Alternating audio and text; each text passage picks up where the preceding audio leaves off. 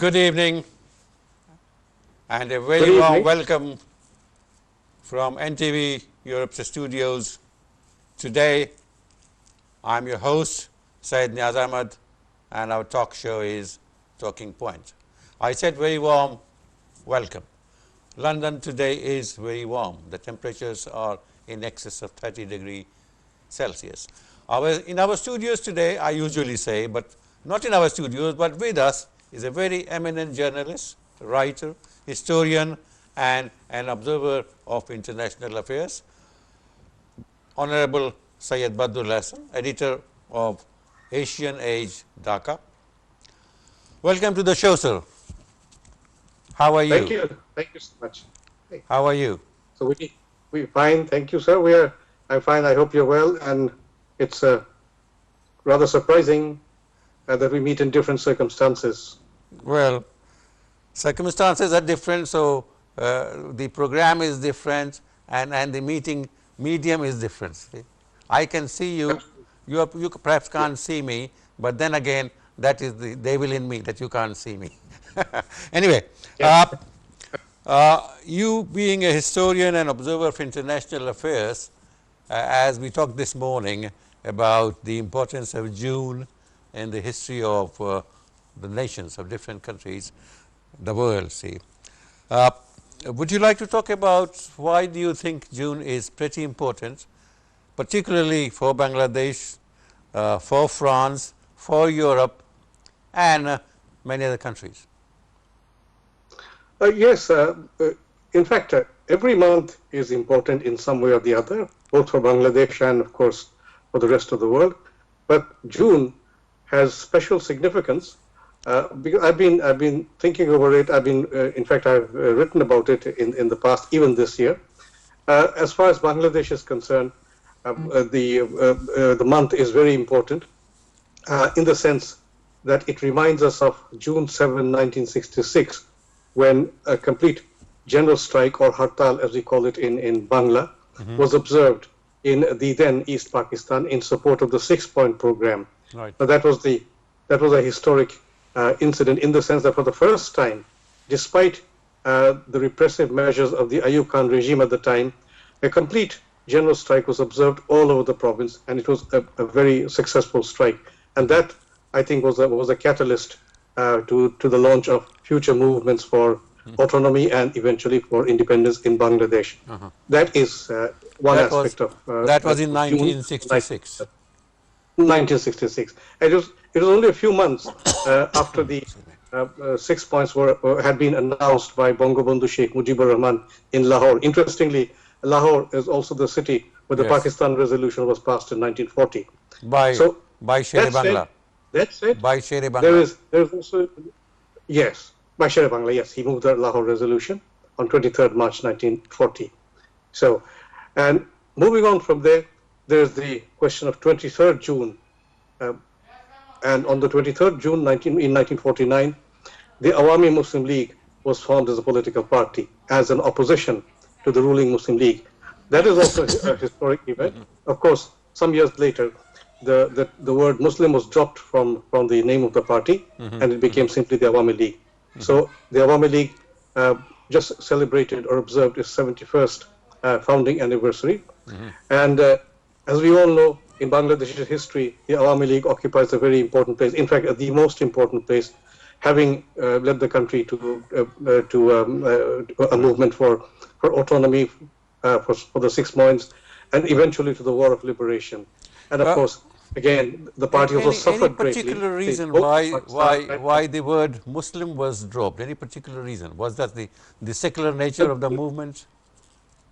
Because at the time, the stalwarts of the party, Maulana Abdul Hamid Khan Bhashani, the first president of the party, Hussain Shahid Sarwadi, who later became Prime Minister of Pakistan, and in pre-partition times, he served as Prime Minister of United Bengal, Undivided Bengal, and of course a very young Sheikh Mujibur Rahman and others like Shamsul Haq, the first General Secretary. It was their conviction that in order to draw a whole lot of people together to the party, it needed to be a secular party. So in other words, from that point on, it was the goal of the Awami League to to move Pakistan away from the Muslim foundations on which it had established itself, and reach out to more people. More people, by that I mean more people belonging to other religious denominations, the Hindus who had a very large presence at the time, 29% or so, and then of course the Buddhists and the Christians. So in the event, eventually as we saw it, this movement away from Muslim politics towards secular politics did indeed help the Awami League. And we also recall that when the 6 points were announced in 1966, they were fundamentally a secular political program adopted by the party and meant to be adopted for the country as a whole. Of course, history later turned out to be rather different for Pakistan. Right. Whenever we talk about 6 points, you see, there always comes a question, it has been raised in many quarters, and probably you and I have also talked about it. Who were the persons responsible for chalking it out? I know that Bangabandhu was probably the final authority who had gave his approval, but who were the persons or a team of people who really drafted it? Because from time to time people come out claiming that my dad did this and my grandfather did this and all that. Yes, I mean those ideas often come up, and now that we have the social media, every now and then we see people coming up with claims, different kind of claims, and we can't really verify, because when they talk about particular people who were responsible for the 6-point program, if they were at all responsible for the program, we can't really verify those claims because most of those people are now dead. But as far as I understand, as far as the historical record goes, it was Bangabandhu before he became Bangabandhu. It was sometime before the September 1965 war between India and Pakistan that Bangabandhu realized that East Pakistan needed to have regional autonomy. And that year, if you recall, in January that year, the presidential election, a presidential election took place, which Ayub Khan won by defeating Fatima Jinnah, who was the opposition candidate. Now, Bangabandhu talked to his political associates, people like Tajuddin Ahmed, Mansoor Ali, Kamruzaman, and some other people. And but again, he also talked to some economists, like Professor Anisur Rahman, Professor Musharraf Hussain, Rehman Saban, and he asked them to draft a plan for complete regional autonomy for East Pakistan, because he believed Pakistan, as it was at the time, could not go on in the way it had gone on, because East Pakistan was being deprived of all its rights, not just fundamental democratic rights, but also it was being deprived of economic resources, because it was there. East Pakistan was responsible for earning the major share of Pakistan's foreign exchange through its jute and through its tea. So this idea of 6 points was brought along, was given a concrete shape, or let's say we can say it was given the shape of a draft by these economists.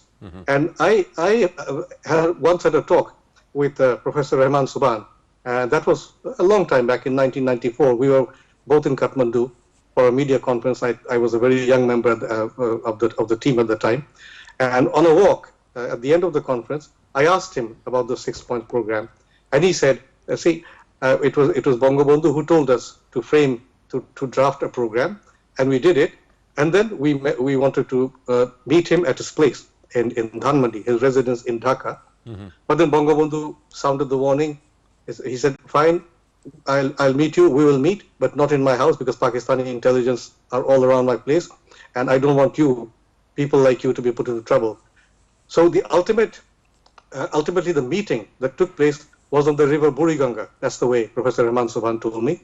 It took place on the river Buriganga on a boat on a moonlit night, and these economists were there, and they were all very young at the time. It was just 1965, and with Bangabandhu was his team, Tajuddin Ahmed, Mansoor Ali, Kamruzaman, then we have Kondaga Mushtaq Ahmed.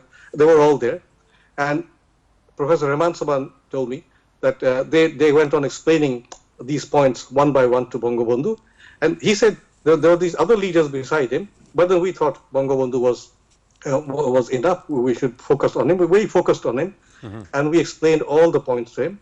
And then when we had finished, we asked him if he had any points to make or any comments to offer. And he said, "No, I'm satisfied." But then he looked at the other leaders around him, and he said in Bengali, "Do you have anything to say?" "Tomade kichu bolar ache." And it was Tajuddin Ahmed who raised his hand, and he said, "I have a few questions to ask."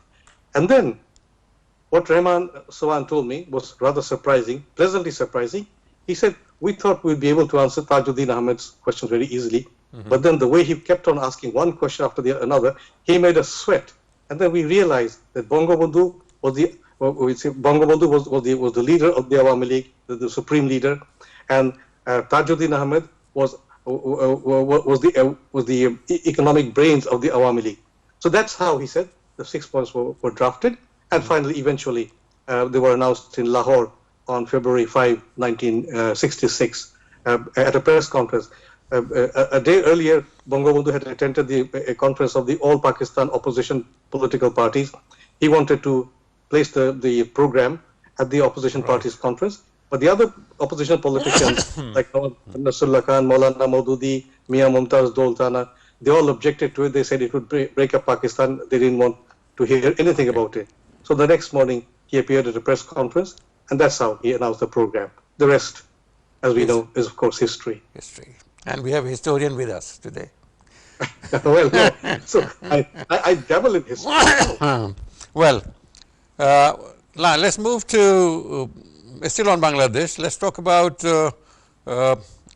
your friend and mine, or rather very senior friend of yours, M.R. Akhtar Mukul. Oh, yes, yeah. Tell us something about him and the program Charampatra. Well, I first met him in the early 1980s when he was in Dhaka, and he had a bookshop, Shagor Publishers, on Bailey Road in Dhaka. I didn't know that it was his shop, so I went to buy books. Went on buying books.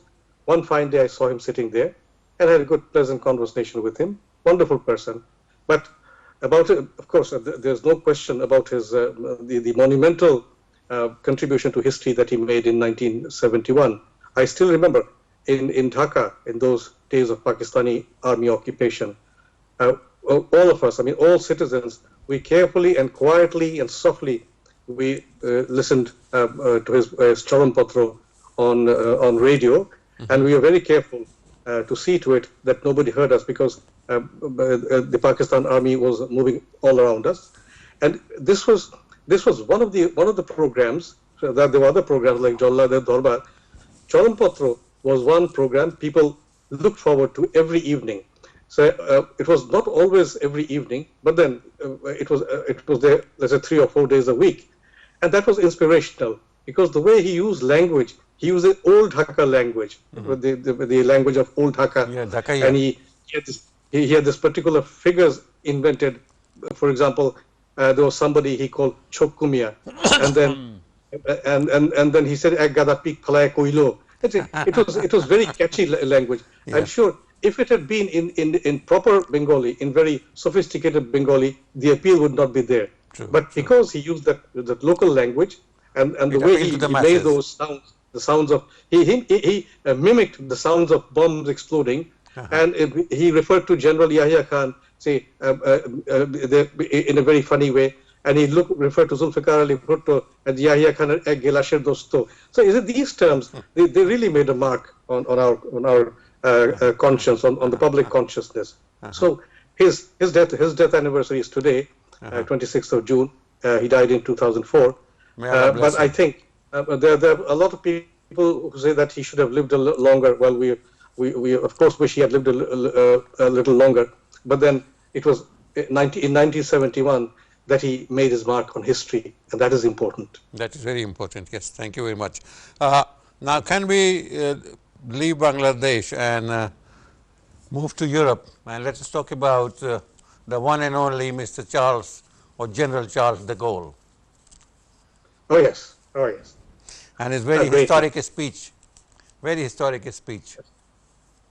You see, Charles de Gaulle has always been a fascinating figure. It's a great history. He is one of the greatest of political figures in modern times.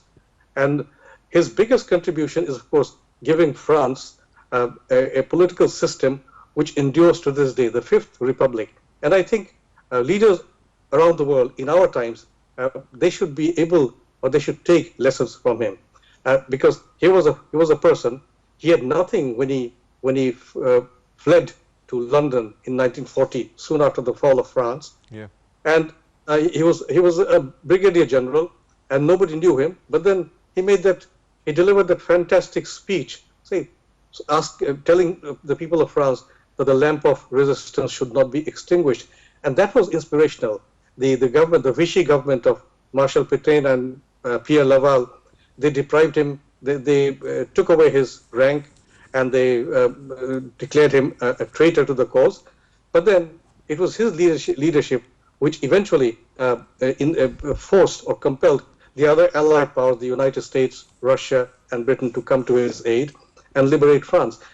But then, his greatness is that he believed in French grandeur, and he was a man of grandeur. He did leave France in grandeur, and he was one person who was consistent, who was convinced about his politics, and who believed that politics should be geared to the attainment of the popular will.